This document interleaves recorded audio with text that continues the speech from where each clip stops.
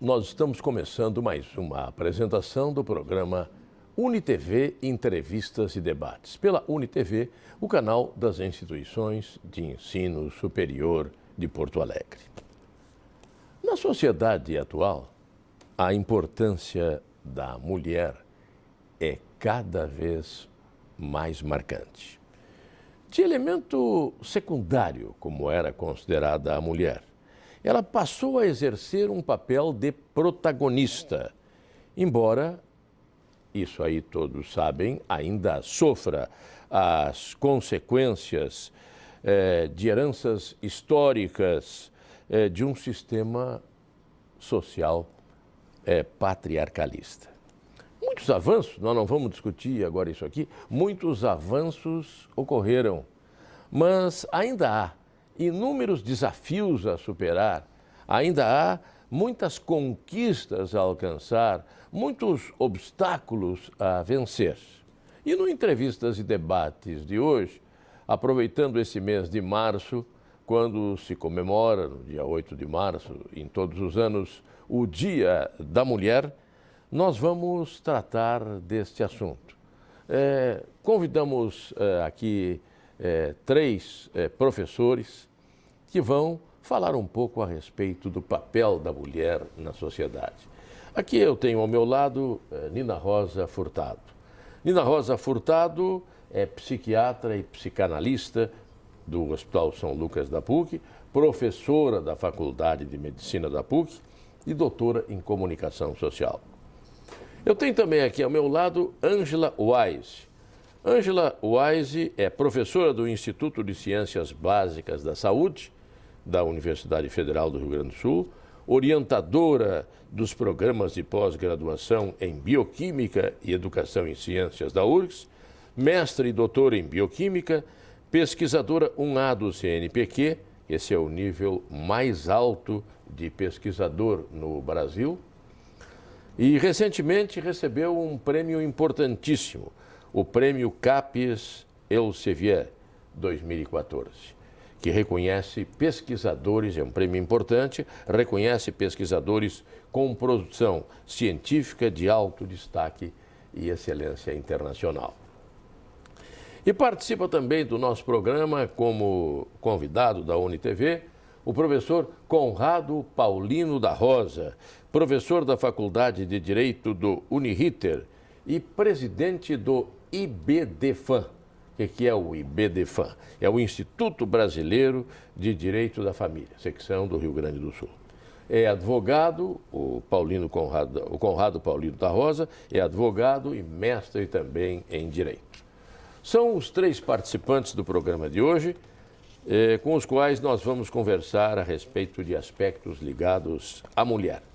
Eu vou fazer, inicialmente, uma pergunta a mesma pergunta, mas para os três. Para abrir assim o nosso programa. E logo em seguida nós vamos partir para os detalhes, não é?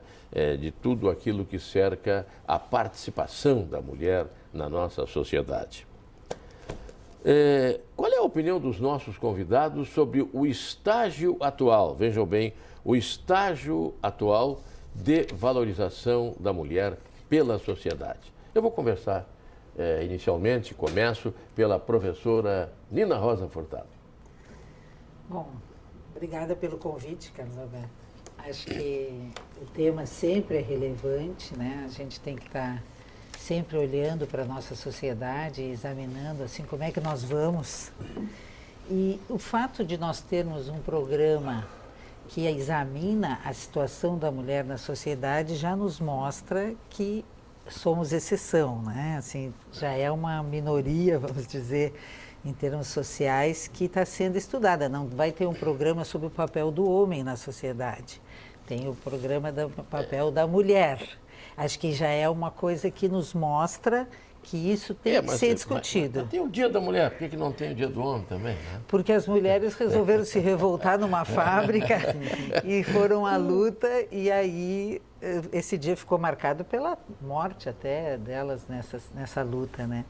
Então, assim, acho que isso nos mostra que a gente está num processo cultural e social e psicológico de mudanças em termos do papel da mulher. E essa análise ela fica complexa exatamente por isso, porque nós temos o aspecto cultural, o aspecto social e o aspecto psicológico. Se nós olharmos em termos sociais, a gente teve conquistas muito significativas. Acho que assim a mulher ascendeu a cargos, ascendeu a comandos, presidentes da República, na política. Ela foi conquistando esse espaço a duras penas e com estudo e com trabalho e com competência. Mas ainda é 20%, por exemplo, dentro da política, a presença da mulher. Se nós analisarmos o aspecto mais cultural, a gente vendo no mundo tem coisas muito atrasadas, muito cruéis com relação à mulher. E a cada 12 segundos tem uma mulher sendo espancada e maltratada no Brasil. Então esse tipo de coisa ainda tem que ser melhor visto, melhor amparado, melhor conquistado. E no aspecto psicológico, que é o aspecto que mais me interessa e que eu mais gosto, nós temos coisas muito importantes a serem vistas, porque a própria mulher ainda não acredita muitas vezes na sua capacidade, não tem segurança para decidir coisas ou para ser respeitada, exigir que seja respeitada, que o seu papel seja... As mulheres ainda dizem assim, ó, o meu marido é muito legal, ele divide, ele me ajuda no trabalho de casa. Ele me ajuda, ou seja, já está assumindo que esse papel é dela. Ela não diz assim, ele divide comigo o papel de casa, ele me ajuda. Então isso ainda é uma posição feminina, mas que a gente vai poder depois ver melhor, assim, como é que vai... Perfeito. Bem, é a primeira opinião do programa que foi dada pela professora Nina Rosa Furtado, que é psiquiatra e psicanalista do Hospital São Lucas da PUC. Bem, vamos ver qual é a opinião da Ângela Wise. Eu agradeço o convite ao Carlos Alberto pela oportunidade de estar aqui e eu gostaria então de agradecer aos telespectadores, né, que estão nos ouvindo.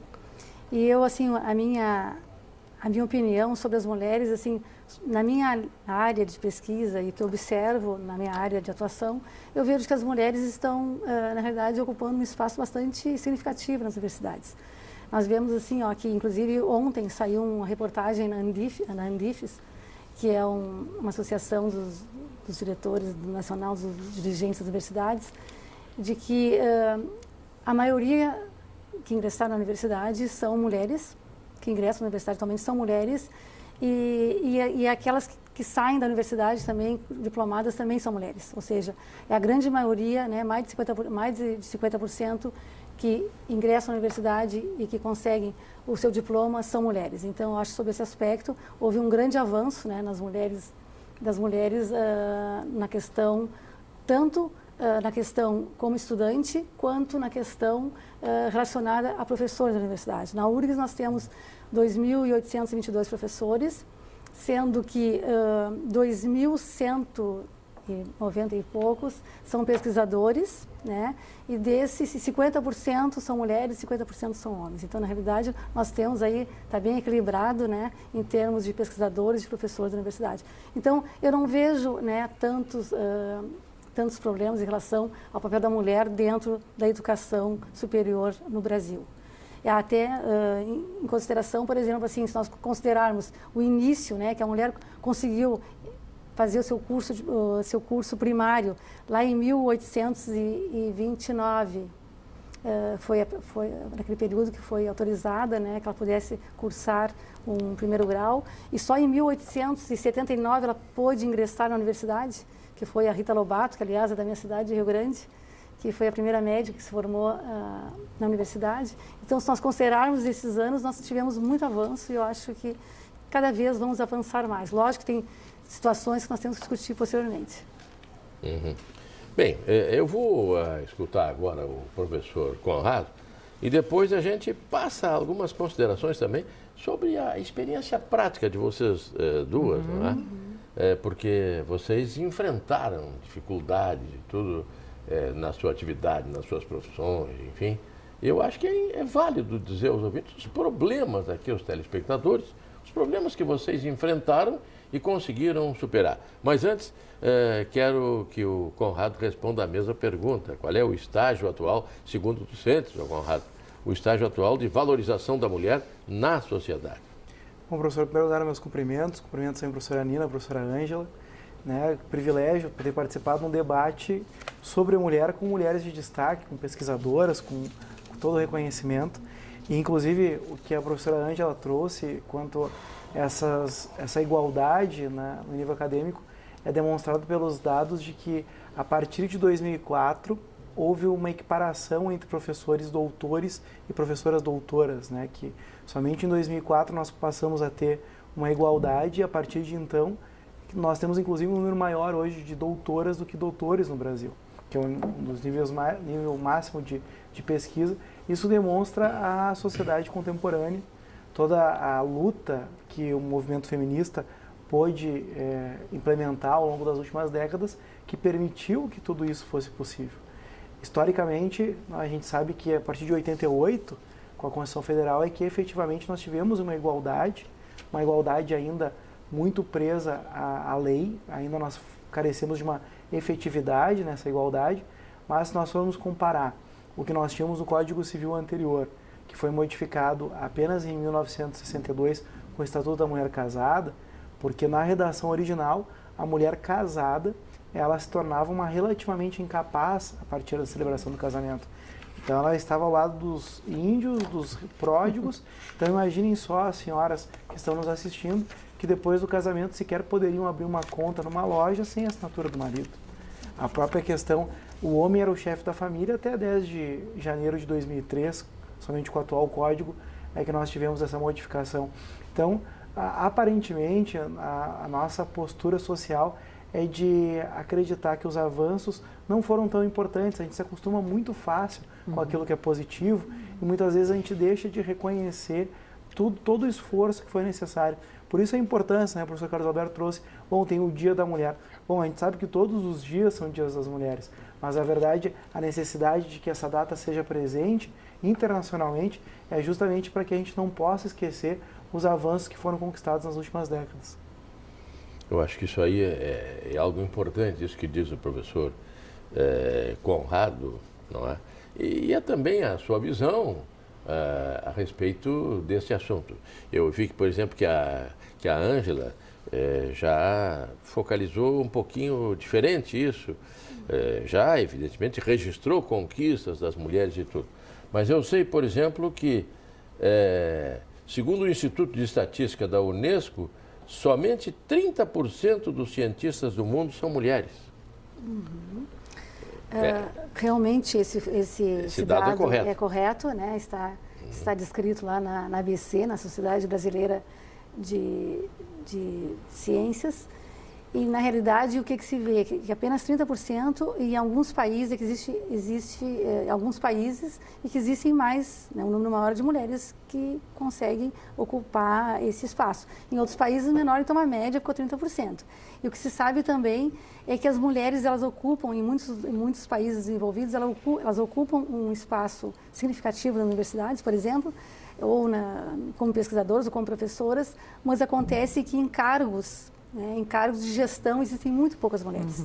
E, por exemplo, se nós considerarmos aqui no Brasil, a ABC, que é a Academia Brasileira de Ciências, nós temos 15% mulheres e o restante são homens. Esse ano, por exemplo, 2014, o ano passado, ingressaram como acadêmicos 25 pesquisadores, sendo que 20 homens e 4 mulheres. Então, existe uma proporção bem grande. E se nós compararmos a ABC, que é a Sociedade Brasileira do Brasil, com a Royal Society, que é londrina, que é britânica, aliás, nós vemos que lá tem menos ainda, são 5% só, né? Não é um problema do Brasil, é um problema que é um problema geral, que apenas 5% das mulheres ocupam, né, a Academia Brasileira Britânica. Então, existe realmente assim, um número muito grande de mulheres, né, atuando como professoras e pesquisadoras, mas existe ainda um número muito pequeno de mulheres ocupando cargos administrativos. CNPq, por exemplo, até o momento não existiu nenhuma mulher que fosse presidente do CNPq ou da CAPES. E mesmo nas universidades, quer dizer, nas universidades ainda várias mulheres ocupam espaços administrativos, mas não é tão comum quanto os homens. E eu tenho uma opinião sobre isso depois, mas em outro momento eu vou comentar sobre isso.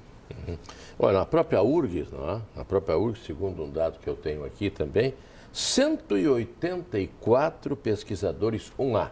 1A, eu já disse no início, é o nível mais alto de pesquisador no Brasil. É nesse nível que está enquadrado aqui a nossa convidada. Mas dos 184 pesquisadores 1A da Universidade Federal do Rio Grande do Sul, apenas 17 são mulheres. E dessas 17, apenas 8 estão na ativa. Ou seja, as outras 9 mulheres já se aposentaram. O número é pequeno, não é? Mas vem apresentando progresso. Isso aí. Esse é um aspecto também bastante interessante. Porque se nós considerarmos o CNPq, que é um órgão de fomento do governo, que distribui essas bolsas de produtividade e pesquisa, e também de fomento para pesquisa, nós vemos que no Brasil houve um crescimento nos últimos 10 anos, tanto para homens quanto para mulheres. Existem 44 mil mulheres que são pesquisadoras, de um modo geral, no Brasil, 5 mil pesquisadores no ar. E 8 mil homens. Então, de 5 mil mulheres para 8 mil homens. Então, ou seja, 30 e poucos por cento, 40% a mais pesquisadores do que pesquisadoras. Só que no que se refere ao topo da carreira, que é esse pesquisador 1A, existe apenas 20% das mulheres. Então, à medida que elas vão galgando posições, vai diminuindo o número de mulheres. Por quê? Por quê? Eu acredito, a minha opinião pessoal, eu acredito porque como predominam os homens e os homens se protegem, eu acho que existe não sei se é politicamente, mas eu acho que os homens se protegem e eles acabam votando em outros homens ou analisando os projetos dos homens de uma forma mais, eu acho que existe... Tolerante. Eu acho que os homens são mais tolerantes com os homens e as mulheres são mais tolerantes com os homens também. Eu acho que é um aspecto... Então, é o espírito machista, então? Eu acho que as mulheres também, elas protegem os homens e elas acabam, boicotando os colegas. Eu acho que existe um pouco Na disso faculdade também. de medicina, Sim. atualmente, tem mais mulheres que homens. Tem mais alunas que alunos, mas tem uma mudança de perfil e até achei que talvez tu fosse falar isso, porque as mulheres, para pesquisarem, tem que ter uma dedicação grande, né? E a mulher ainda tem uma carga maior de cuidado com o filho, a maternidade. Eu acho que a casa, ainda culturalmente, ainda mais está a cargo da mulher. Então, acho que isso talvez atrapalhe um pouco. Né? Mas a mudança de perfil que eu ia te dizer, assim, em 82 alunos da PUC, eu fiz uma pesquisa assim na hora. Quem é que sabe cozinhar das meninas? Nenhuma. Nenhuma levantou a mão. E vários homens sabiam. Aí eu perguntei dos guris, vários sabiam. Então tem uma mudança assim de perfil, acho que essa situação ela é bem transitória, assim, não que seja ruim cozinhar, acho que até é uma coisa bem criativa, mas como as mulheres estão se entregando profissionalmente, e acho que a Ângela falou uma coisa, assim, a gente conquista muito esse espaço pela competência, né, Ângela? Assim, acho, tem que ser competente, não adianta ser bonitinha, magrinha, às vezes até adianta um pouco, mas não só isso. Mas pode adiantar num primeiro momento. Num primeiro Eu acho que às momento, vezes tem que ser atrapalha um competência, pouco, né? tem que ser competente, né? Acho que isso é uma coisa importante da gente analisar. Mas com certeza as situações dessas alunas que não sabem, né? Porque nós vivemos ainda numa criação de uma sociedade casamentária, numa preparação para o matrimônio, né? E que existem essas imposições sociais, que a sociologia fala dos papéis sociais, que de alguma forma as pessoas que não correspondem a esse padrão vão receber alguma forma de retaliação. Então, muitas vezes na família, né, naquela concepção tradicional das expectativas, essas meninas recebem ainda algum tipo de reprimenda da natureza. A gente pode observar pela tradição do churrasco. Normalmente é muito raro os homens... mulher fazer churrasco. Os homens, depois do churrasco, se levantarem para tirar os pratos. Os homens ficam sentados. Então, isso, nós, como a professora Nina bem trouxe, nós vemos uma etapa de transição. Sim. E que ainda nós vamos demorar algumas gerações para conseguir acomodar as situações, para quebrar essas expectativas que geram na mesma situação, né, de que minha filha, se tu não sabe cozinhar, como é que tu quer casar? Pois é. No processo de habilitação de casamento não existe uma prova de culinária. Mudando. Né? Então, mas isso são situações que, com o passar do tempo, a gente consegue colocar essas novas posições. E eu acho que também um outro aspecto importante que a Nina falou é a questão assim, da competência e também um controle emocional. Eu acho que nós, mulheres, somos educados para sermos doces, para sermos tolerantes, e há momentos que tu tem que ser duro, sabe? Há momentos que, assim, a Bíblia já dizia, né? Há momentos de ceder e há momento de se impor. Eu acho que há momentos, assim, para tu conseguires avançar, há muitos momentos difíceis, né, de pressão, e que tu tem que ter um controle emocional bastante grande. Eu acho que isso também é um aspecto, além da competência, tu tem que ter um controle emocional para suportar as pressões, né? Mas aí homens e mulheres. Essa identidade de gênero, eu acho que quando é assim generalizada, a gente comete erros. Assim, as mulheres são mais sensíveis, mais doces. Não sei, o Chico Buarque, o Vinícius de Moraes, o Carlos Drummond de Andrade, acho que eram mais sensíveis e doces que muitas mulheres. Acho que sempre que a gente generaliza, a gente corre o risco de cometer erros, enganos. As mulheres têm que ser o que elas são, né? Assim, a mulher nasce para ser, ponto. Até a própria origem etimológica da palavra, né? Mulher vem do mais suave, né? Mais leve, né? E que a gente, contando, né, com essa nova postura da mulher, isso não quer dizer que ela vai perder as suas características que são intrínsecas, né? Mas também... E que o homem não possa ser doce e suave, né, Conrado? Exatamente. Bem, vamos fazer o seguinte, nós vamos agora fazer um breve intervalo. Vamos encerrar esse primeiro segmento. Acho que as considerações foram interessantes. E efetivamente tivemos aqui opiniões a respeito disso, da valorização, da ascensão da mulher.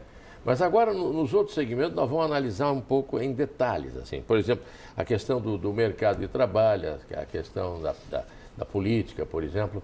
Quer dizer, tem algumas condições, algumas nuances assim, especiais, né, que a gente tem que considerar. Vamos fazer isso a partir agora do segundo segmento. Nós voltamos em seguida com o UniTV Entrevistas e Debates.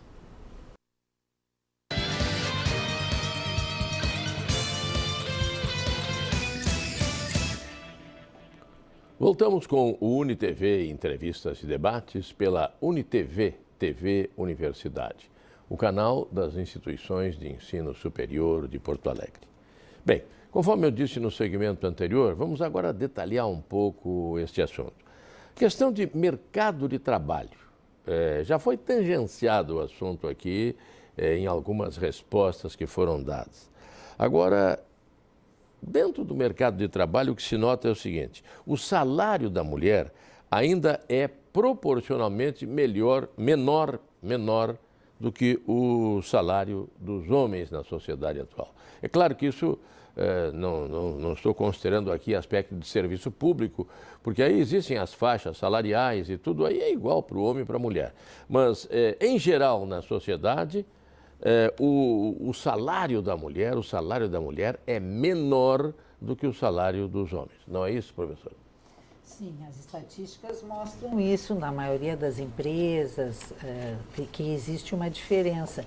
Dentro da medicina, a gente tem uma padronização, assim, tem um médico ou uma médica cobram uma consulta, ou se tem seu consultório particular, ou se vão fazer uma cirurgia, não tem muito essa diferença. E tem pacientes que preferem consultar com homens e tem pacientes que preferem consultar com mulheres.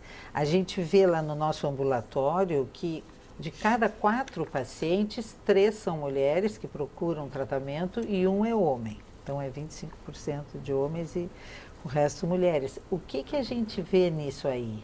Dentro da nossa cultura, especialmente do Rio Grande do Sul, que a mulher aceita mais ajuda.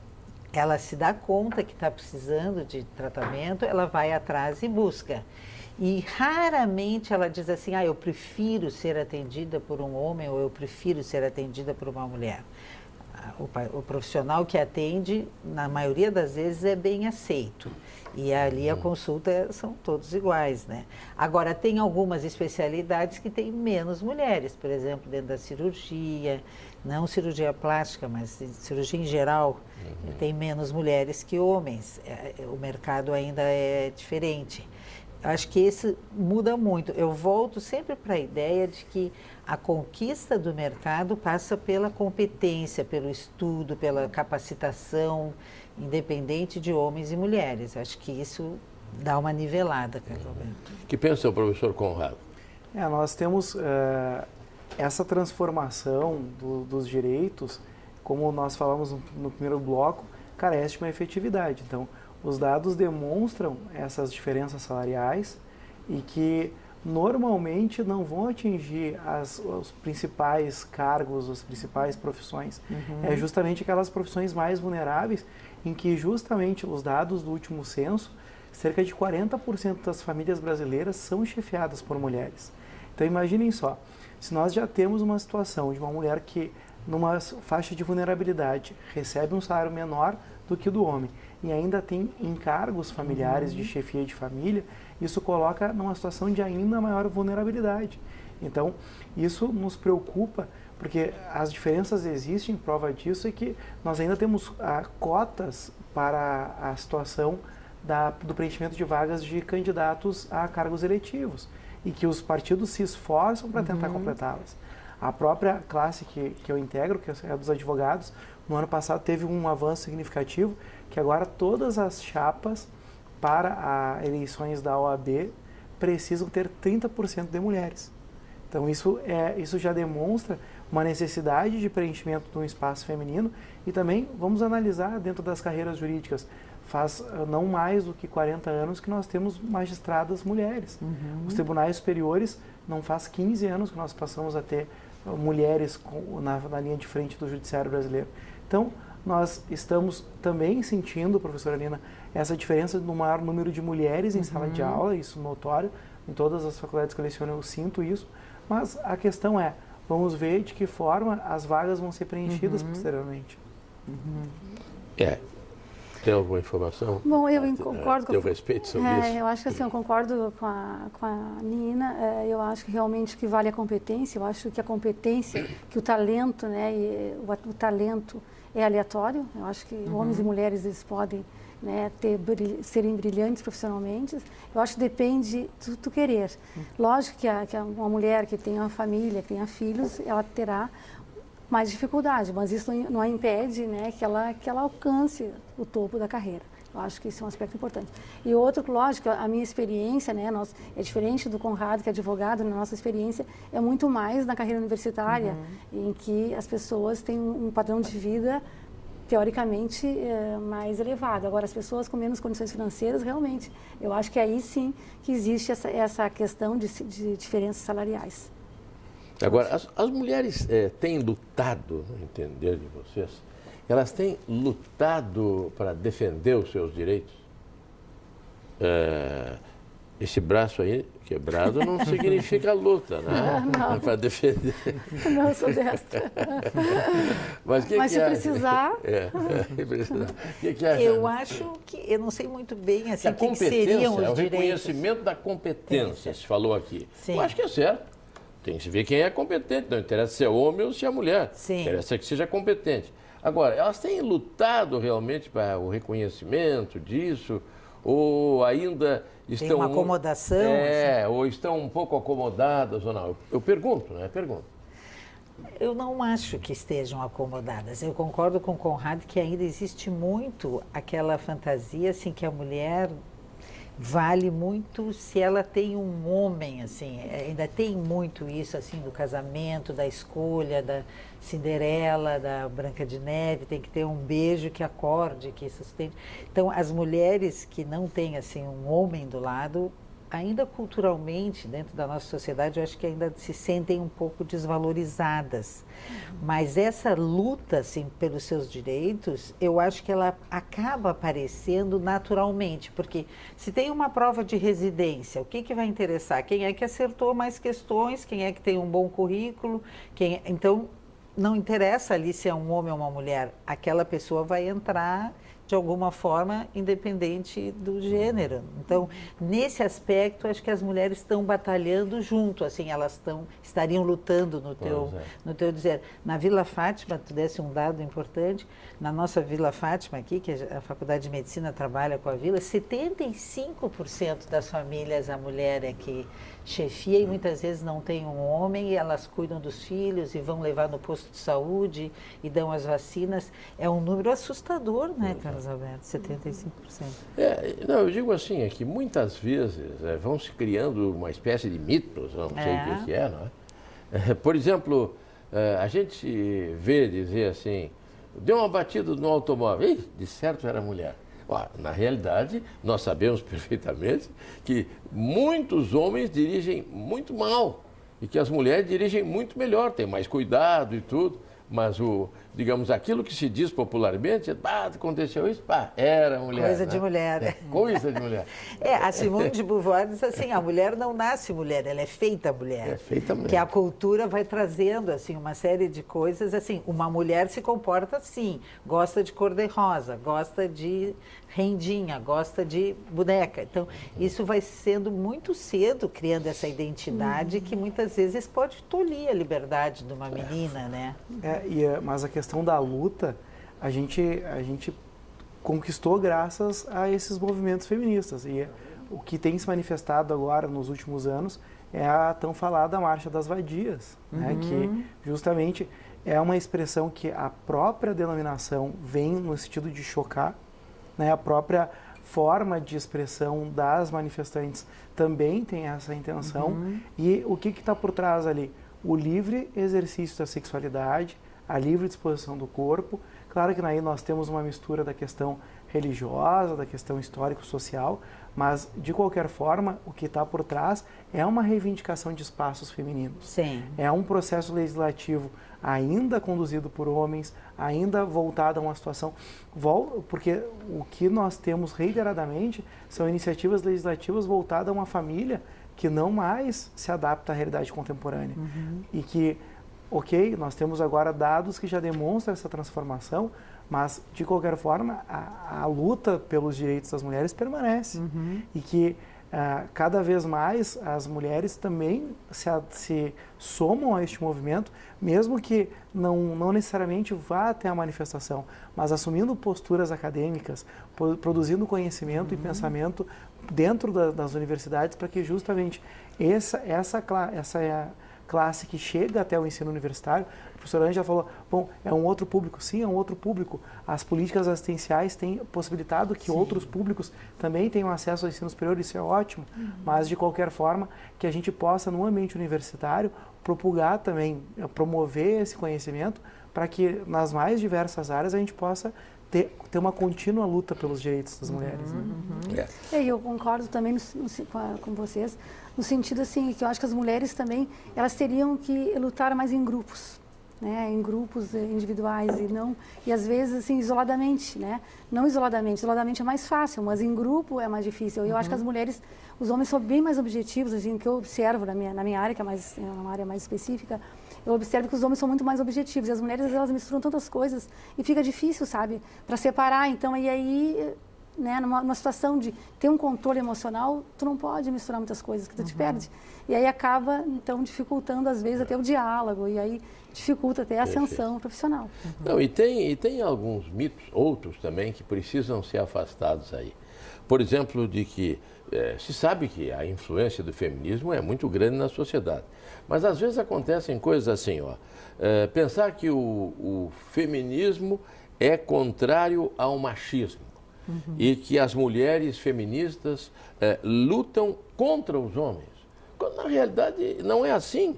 Eu acho que a luta feminista é pela igualdade entre mulheres e homens, não é isso? Sim, com certeza. O movimento feminista, ele foi muito importante. Eu acho que ele foi radical em algumas coisas, mas ele foi importante para chamar a atenção dessas diferenças. Aquela coisa de tirar o sutiã e não sei o que foi assim muito ridicularizado até, mas eu acho que é bem um sentimento de libertação, assim, não é é de poder ser ouvido, de poder ser autêntica, de poder ser respeitada, que eu acho que o feminismo foi assim meio um extremo radical, mas que não foi mal interpretado nesse sentido, que é contra os homens, não é contra os homens, é a favor das mulheres. Né? Nesse sentido, ele foi muito mal interpretado em algumas situações. É o que eu disse, o feminismo ele não se contrapõe. Não se contrapõe. Não se contrapõe. Não, é uma chamada de atenção, é uma sacudida social, assim, né? Uhum. Agora, tu ias completar? Não, é que uma situação que chama atenção são os dados, né? Já que falamos do movimento de mulheres, que o próprio movimento de mulheres foi que possibilitou que nós tenhamos no Brasil uma legislação que é referência no mundo na situação da violência contra o gênero feminino. Isso é muito importante. Porque a Maria da Penha Maia Fernandes, a partir do que sofreu, foi até a Corte Internacional dos Direitos Humanos, junto com o movimento de mulheres, e que hoje nós temos desde 2006 a Lei 11.340. O ano de 2015 já está marcado por uma diferença no momento em que tivemos a sanção do feminicídio como um crime hediondo. Então, a prática do crime de morte decorrente de violência de gênero agora passa a ter uma outra punição. E um detalhe, o Rio Grande do Sul tem um número chocante de registros. Em 2014, cerca de 52 mil processos tramitaram no Judiciário Gaúcho sobre questões envolvendo violência contra a mulher. Então, isso nos mostra que até tem muitas pessoas que dizem mas a Lei Maria da Penha não mudou porque aumentaram o número de registros. Não. Na verdade, o que a Maria da Penha fez é alertar o fato, e o número de registros decorre porque as pessoas começam a identificar como violência o que antes não identificavam. Criou um caminho, né, Conrado, para as mulheres para percorrerem. Sabe o que eu fico às vezes impressionada individualmente? É que algumas mulheres que passam a vida sendo maltratadas e apanhando e sendo surradas e sofrendo uma série de agressões, existe às vezes um lado assim emocional, masoquista, é quase como assim, eu mereço. E isso eu acho terrível, né? Assim, porque aquela pessoa tem uma tal distorção, é doença isso, né? Assim, de achar que ele é tão bom, ele é tão querido, quando ele não está bêbado e me bate, ele é um amor. Então, assim, isso fica completamente distorcido. É uma realidade psíquica que a mulher não se sente em condições de chegar lá e se queixar e procurar a justiça. Eu não quero mais isso, né? E tem muita mulher que não consegue ainda assumir isso. É que o agressor, ele começa com uma violência psicológica que gera uma dependência emocional tão grande que todo ciclo de violência depois tem um ciclo de reconquista, que às vezes aquela lua de mel posterior à situação de agressão faz com que a mulher vítima pense que não foi tão grave assim, porque um agressor ele não começa com um soco, ele começa com o grito, que o grito vem um empurrão que vai numa crescente, e que a grande dificuldade que nós vemos na prática jurídica é justamente que essa mulher consiga perceber que ela é vítima de violência. A professora Adriana Wagner da URGS concluiu uma pesquisa que cerca de 75% dos lares gaúchos, os 750 entrevistados, 750 casais entrevistados, assumiram que pelo menos uma vez por semana existe algum tipo de agressão verbal entre eles. Então, um xingamento, às vezes, quanto ao peso, quanto ao aspecto físico. Então, vejam, são 3/4 dos homicídios gaúchos. Então, vejo, isso aqueles que assumiram, agora imagina aqueles que não reconheceram o espaço de violência. Então, claro, é uma situação de mudança também, porque lá na nossa infância nós cantávamos o cravo e a rosa, que o cravo brigou com a rosa e ela ficou despedaçada. Então, a gente tem uma diferença também no modo de criação, porque a diferença do ECA no ano passado, que hoje nós temos uma educação totalmente promovida sem o castigo físico, que o artigo 18A e B do ECA foi modificado, já é um primeiro espaço. No momento que eu tenho uma criação de uma criança sem violência, ele não vai repetir essa violência na família. Não, essa questão de tipo de violência é importante destacar, porque quando se fala em violência, assim, à primeira vista, o pessoal pensa nessa violência de gênero, não é? Também existe a violência intrafamiliar, a violência doméstica, a violência física propriamente dita. São vários tipos de violência que ocorrem, entendeu?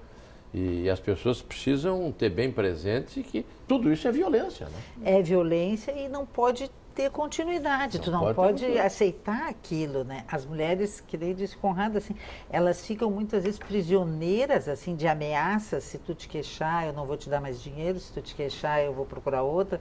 E ficam muitas vezes, até por dificuldades emocionais próprias, presas nisso e aceitando esses maus tratos que não se justificam de jeito nenhum. A lei da palmada, que se chamava, eu acho que veio já assim, somar nesse aspecto de ensinar desde pequenininho que violência física não é uma coisa boa, que com a dor não se aprende. Com a dor não se aprende nada. Então, esse tipo de mudança, eu acho que vai render muitos frutos. Tem muitos que defendem que uma palmadinha não faz mal, né? Eu não defendo. Não, muito, eu estou dizendo muitos. Eu estou dizendo palmadinha, a gente não pode também extrapolar e dizer assim, aquela criança levou uma palmadinha, ficou traumatizada para o resto da vida. Tem exageros nesse sentido. Mas eu acho que fisicamente não tem porquê, né, tu não tentar fazer um tipo de contenção ou uma perda de direitos. Isso aí é uma coisa que a criança entende muito bem.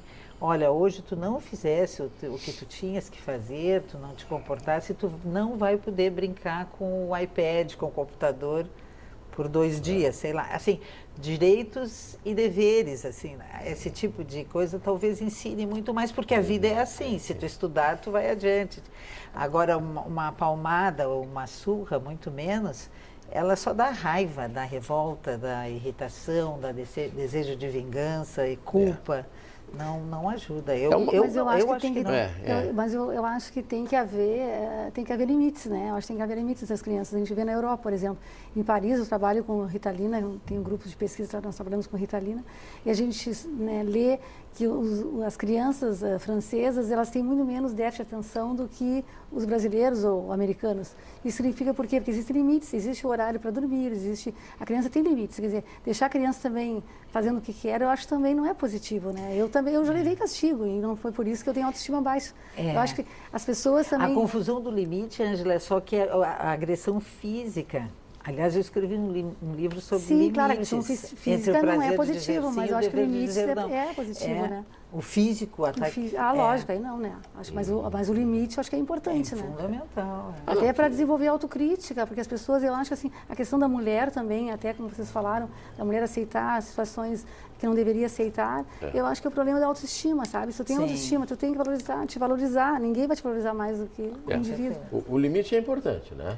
É fundamental, a gente dá limite por amor. Mas dentro de limites, né? Dentro de limites, exatamente. Bem, agora, o que fica claro, parece, é que é preciso combater a cultura machista na sociedade. Isso é. Agora, isso não significa combater os homens, não é assim? Muita gente pensa que combater a cultura machista é combater os homens. Não é.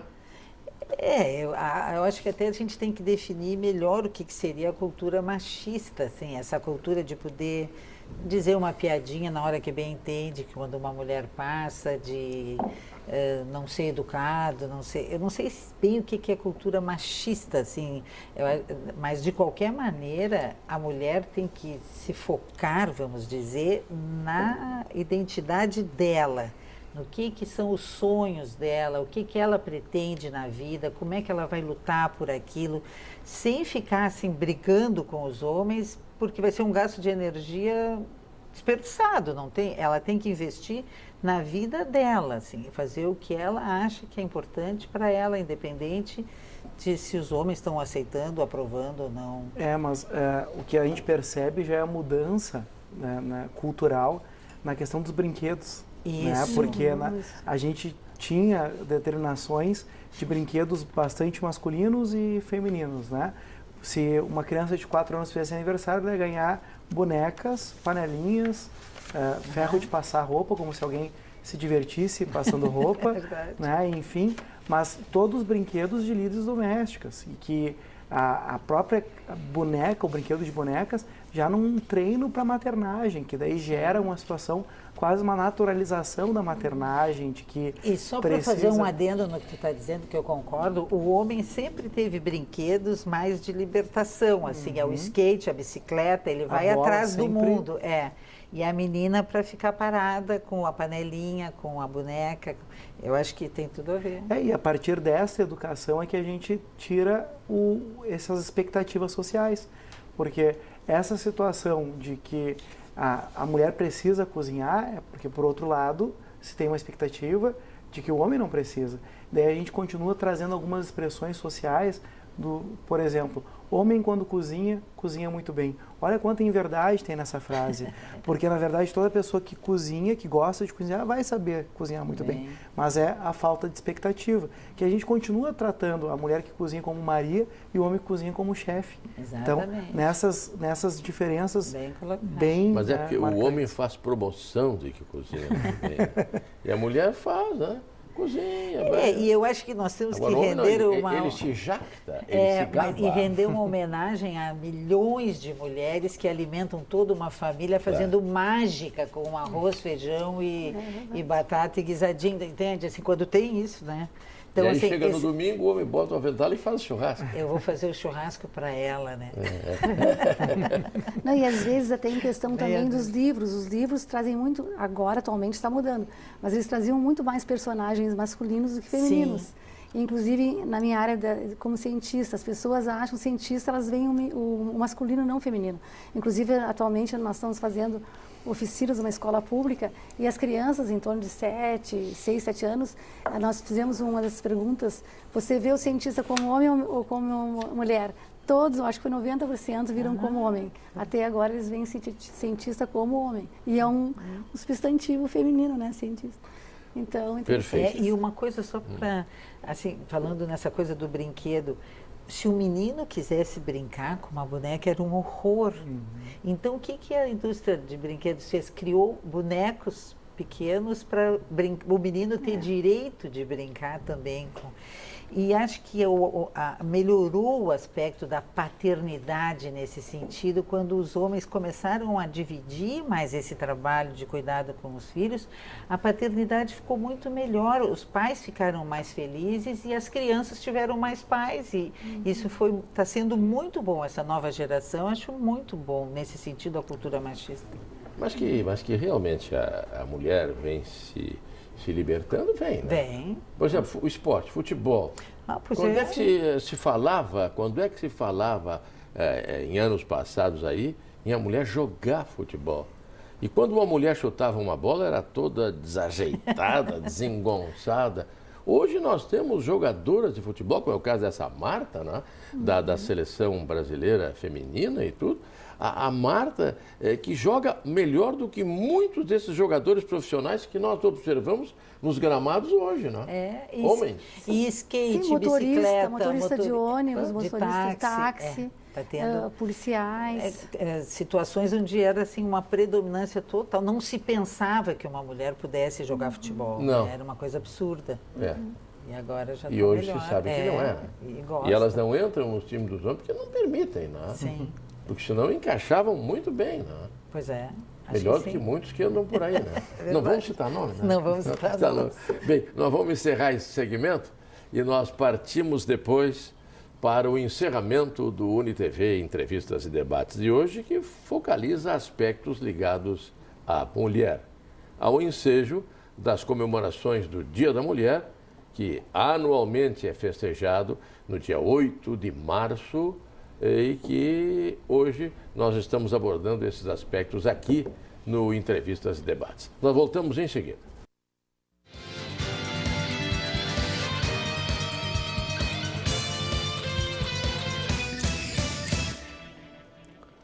Vamos para o encerramento do programa UniTV Entrevistas e Debates de hoje.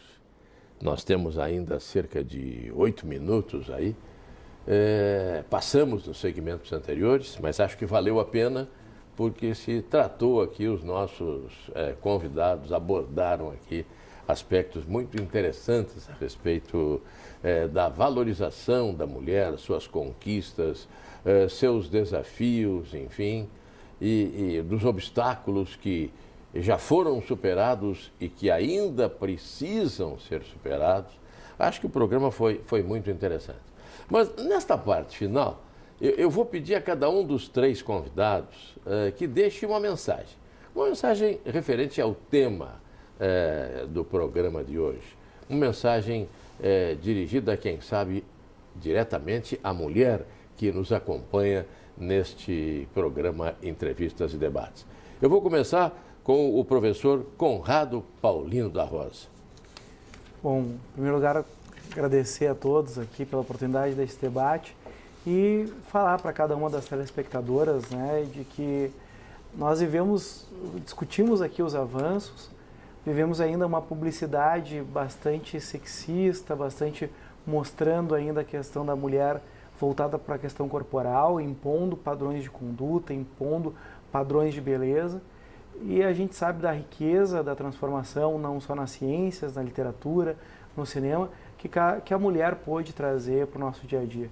E que os avanços obtidos não sejam desprezados. Acima de tudo, que cada mulher que sofra alguma situação de violência possa buscar a rede de apoio, existem serviços à disposição, possa buscar o serviço de psicologia, o serviço de assistência social, porque a gente também, dentro dessa concepção social, trabalha que a mulher é de fibra, que aguenta tudo. Sim, aguenta, a gente sabe disso. Afinal de contas, se nós homens tivéssemos cólica, tenho certeza que na legislação trabalhista ia ter 4 dias de folga por mês, né? E se fôssemos nós que dessemos à luz, professor Carlos Alberto, a licença maternidade era há 2 anos, né? Porque a gente realmente tem uma gripe e se joga na cama. Então, na verdade, a gente sabe que a mulher é de fibra, mas também precisa de uma rede de apoio e existe o serviço à disposição. Então, que as mulheres possam realmente ser ouvidas e ter toda essa rede de proteção quando necessário. Perfeito. Mensagem da professora e pesquisadora Ângela Weis. Bom, eu gostaria de agradecer a oportunidade de comentar, estar aqui debatendo com vocês. E o que eu gostaria, sim, de comentar, né, pela minha experiência como pesquisadora, eu entrei na URGS faz 16 anos, eu acho que trabalho muito, eu estudo muito, todos os finais de semana eu trabalho, né, e eu acho que não reclamo disso. Eu acho que a gente tem que ser apaixonada por aquilo que faz, eu acho que, né, qualquer, seja homem, seja mulher, eu acho que independe do gênero, as pessoas têm que batalhar muito, né, tem que estudar muito, tem que ter muita garra, não pode se abater com adversidades, porque elas existem e elas vão existir sempre, e tem que ter uma autoestima, reforçar essa autoestima, sim, ler muito e se reforçar internamente, porque fisicamente nós somos inferiores, não tem como, né, a musculatura favorecer os homens em relação a nós. Não quebrei o braço numa situação de luta, mas eu acho que as pessoas têm que criar coragem, né? Tem que ter coragem. Eu acho que para se vencer, a gente tem que ter coragem, tem que ter determinação, paixão por aquilo que faz. Eu acho que homens e mulheres poderão atingir o topo se tiverem muita garra, muito estudo. E penso assim que o importante é a união entre as pessoas, né? Não interessa ser homem ou mulher, interessa ser a pessoa. Inclusive em relação a essa questão do Dia da Mulher, eu sou um pouco contra, e comentei isso no Facebook, eu acho que teria que ser em relação ao dia do ser bom, sabe? O dia do ser bom, não ser homem ou mulher, eu acho que importa é a pessoa, né? O profissional, e não o homem ou a mulher. Eu acho que nós todos temos força e podemos chegar aonde nós queremos, com nossos sonhos, ou seja, nós temos que batalhar pelos sonhos. E uma coisa importante também que eu gostaria de comentar em relação ao Dia da Mulher, que a professora Nina falou que não existia o dia do homem, e eu li um texto no Facebook que achei bem interessante, que diz o seguinte: no dia 1º de novembro é o dia do homem, ou seja, o dia de todos os santos. Eles também têm o seu dia, né? Todos nós temos o nosso santo em casa, então vamos valorizá-lo também no dia 1º de novembro. Está então, muito boa essa. Professora e pesquisadora e psicanalista e psiquiatra, bom, acho que Nina Rosa Furtado. O programa acho que foi muito interessante, bom, nós levantamos, alertamos, acho que as mulheres que estão nos ouvindo vão pensar a respeito de algumas coisas que a gente falou aqui, e essa também é uma forma de se informar, de crescer, vendo programas, assistindo palestras, lendo livros, e especialmente, e a Ângela falou, manter uma autoestima, ter orgulho de ser mulher, de não desistir dos seus sonhos, do seu prazer, das suas paixões, não haver uma acomodação e ser assim mesmo. Não, não é assim mesmo. Só será assim mesmo se a gente desistir de lutar pelo que quer, pelo que acredita. Eu acho que o programa, nesse sentido, deu uma alertada. Perfeito. Muito obrigado. O que se deve dizer ao telespectador no final aqui é que quanto menor for a resistência das pessoas no sentido de combater as pautas femininas, porque realmente muita gente combate, né? Mas quanto menor for a resistência das pessoas no sentido de combater essas pautas femininas, mais ampla será a efetivação de uma sociedade mais igualitária. Os desafios são grandes, mas todos temos que lutar juntos no sentido de uma sociedade mais igualitária, de uma sociedade melhor. Eu quero agradecer aos nossos convidados, agradecer a Nina Rosa Furtado, que participou desse programa. Quero também agradecer à professora Ângela Wise, da Universidade Federal do Rio Grande do Sul, e também ao professor Conrado e ao professor Conrado Paulino da Rosa, do Uniriter, que esteve aqui já em outras oportunidades, assim como a professora Nina. A debutante era a professora Ângela Wise. E todos, com as suas considerações, com os seus posicionamentos, contribuíram para a reflexão do nosso telespectador. É isso que nós queremos. Não queremos induzir ninguém a fazer isso ou fazer aquilo, a assumir este ou aquele posicionamento, mas que reflitam, que pensem e tirem as suas próprias conclusões. Muito obrigado aos nossos telespectadores pela atenção que nos foi dispensada e até o nosso próximo encontro.